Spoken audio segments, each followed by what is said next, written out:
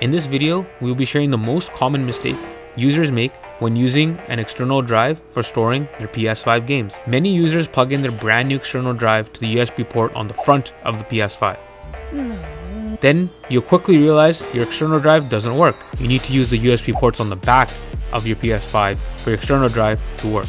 Unplugging your hard drive without safely ejecting it. If you don't safely eject, you run the risk of corrupting the data on your external drive and losing it forever. Forever. Go to Settings, Storage, Extended Storage, scroll down and select Safely Remove from PS5.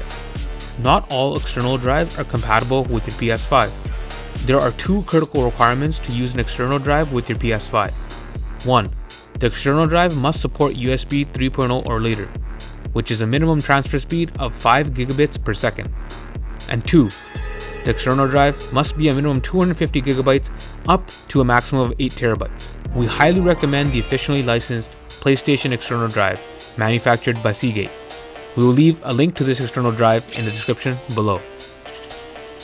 Let us know if this video helped you out in the comment section below. And if you appreciated this video, please, we'd be grateful if you hit the like button. And if you haven't already, please be sure to subscribe to the channel.